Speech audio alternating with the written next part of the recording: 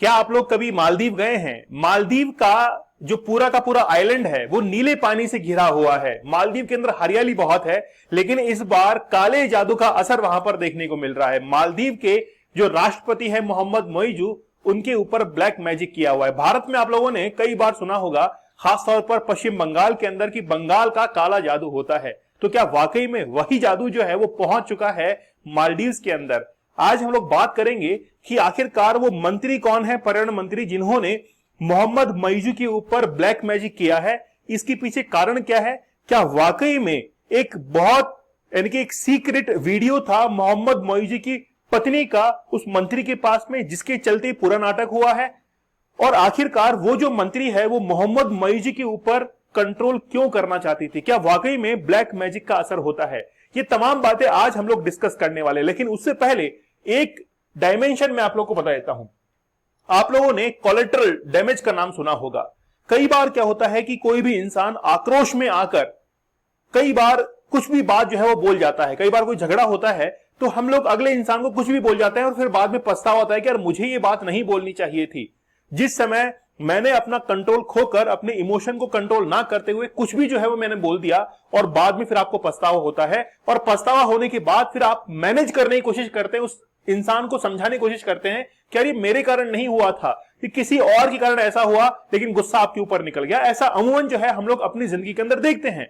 मोहम्मद मोइजू जो कि मालदीव के राष्ट्रपति हैं, आज से कुछ समय पहले की बात है कि इन्होंने बॉयकॉट लक्षद्वीप का एक पूरा का पूरा कैंपेन चलाया था। जिस समय प्रधानमंत्री नरेंद्र मोदी लक्षद्वीप गए थे कैंपेन करने के लिए, तो फिर उस समय इन्होंने कहा कि आप लोग जो है वो मालदीव की तरह लक्षद्वीप को डेवलप नहीं कर पाएंगे।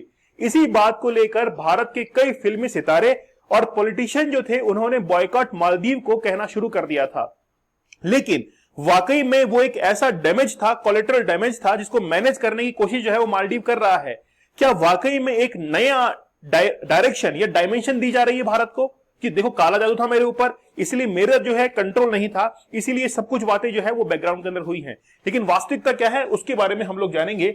लेकिन उससे पहले आप लोगों के लिए एक बहुत बेहतरीन इंफॉर्मेशन है कि एप्लीकेशन जो है स्टडी ग्लोस की वो वापस से आप लोगों के लिए आ चुकी है। आप लोग जरूर विजिट कीजिएगा, और विजिट करने के बाद सबसे बेहतरीन 75 डेज का हार्ड चैलेंज जो कि आपको पोर्नोग्राफी से दूर रखेगा। वाकई में अगर आप लोग जिंदगी के अंदर कुछ करना चाहते हैं, अगर आपका कुछ ऑब्जेक्टिव है, याद रखिएगा कि आपका जो एडिक्शन है वो आपको ले डूबेगा। इसको दूर रखिए। पोर्नोग्राफी अगर आप लोग देखते हैं, स्मोकिंग करते हैं, कोई भी एडिक्शन है, उससे दूर रहने के लिए आप लोग 75 डेज का हार्ड चैलेंज जरूर लीजिएगा।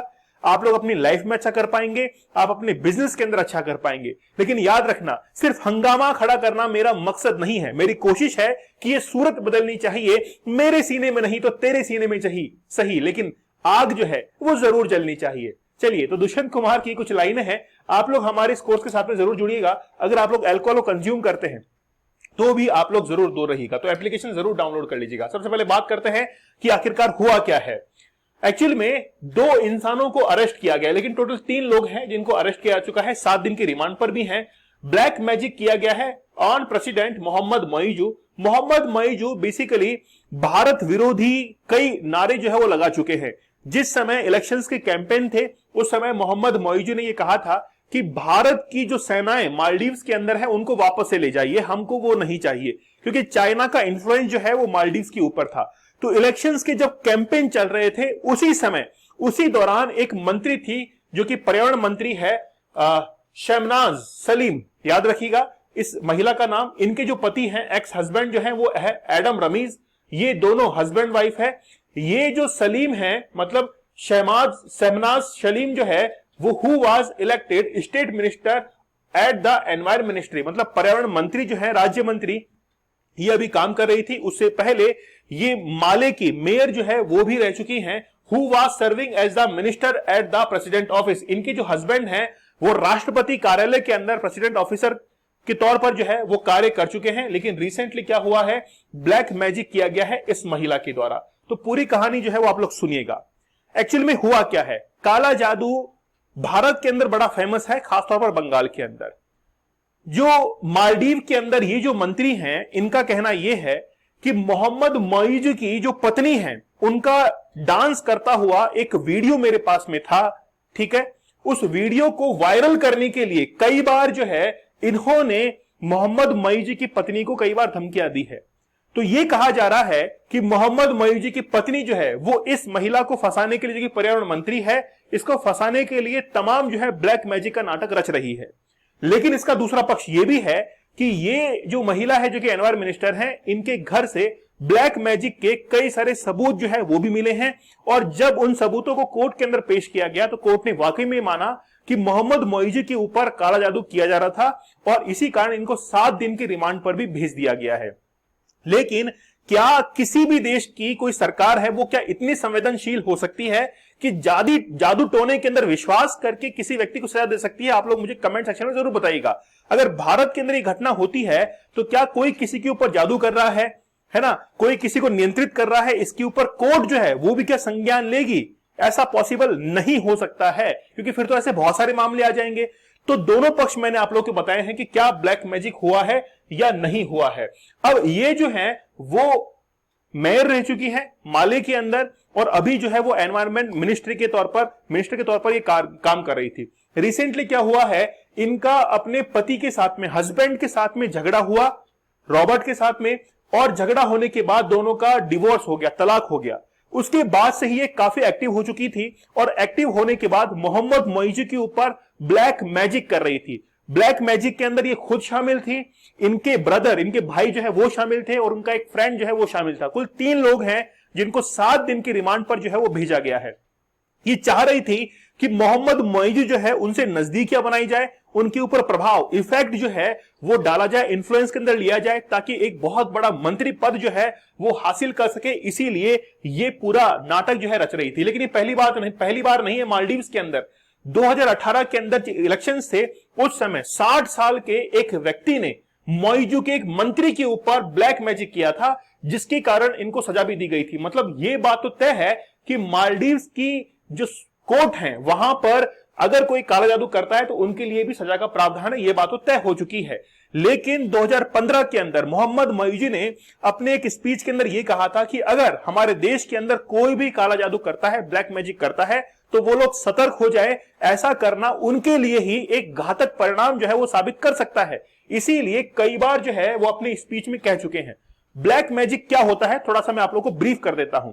मालदीव के अंदर ब्लैक मैजिक, काला जादू को फंदीता या सिहरू के नाम से पुकारते हैं। आप ये मान के चलिए कि ये जो छोटी सी आपको गुड़िया दिखाई दे रही है, इसको आप लोग मोहम्मद मईजू मान लीजिए। जैसे मान लीजिए कि मुझे मोहम्मद मईजू को कंट्रोल करना है, तो मैं क्या करूंगा कि एक ऐसी गुड़िया जिसके अंदर रुई वगैरह भरी हुई है, कॉटन वगैरह भरी हुई है, इसके ऊपर मैं ब्लैक मैजिक करूंगा और ये समझूंगा कि वो जो काला जादू है वो मोहम्मद मईजू के ऊपर, मतलब जो टारगेटेड व्यक्ति है उसके ऊपर हो रहा है।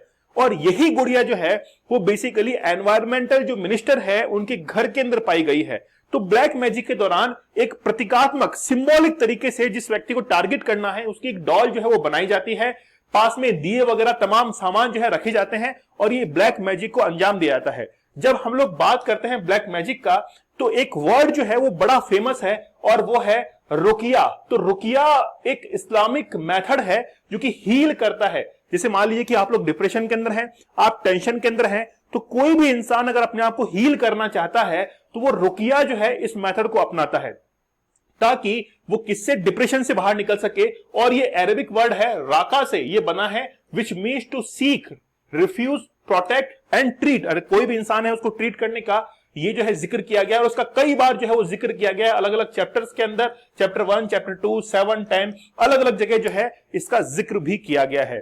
तो वाकई में क्या काला जादू होता है इसके बारे में जिक्र कर लेते हैं। Does black magic really works? तो हम लोग ये कहेंगे कोई भी इंसान होता है जब उसको कोई भी सहारा नजर नहीं आता है तो अपने इमोशंस को जगह देने के लिए वो ये सब तरीके अपनाता है। जैसे हम लोग कई बार अपने जीवन के अंदर असफलता को हासिल करते हैं तो क्या कहते हैं यार भगवान की यही इच्छा थी।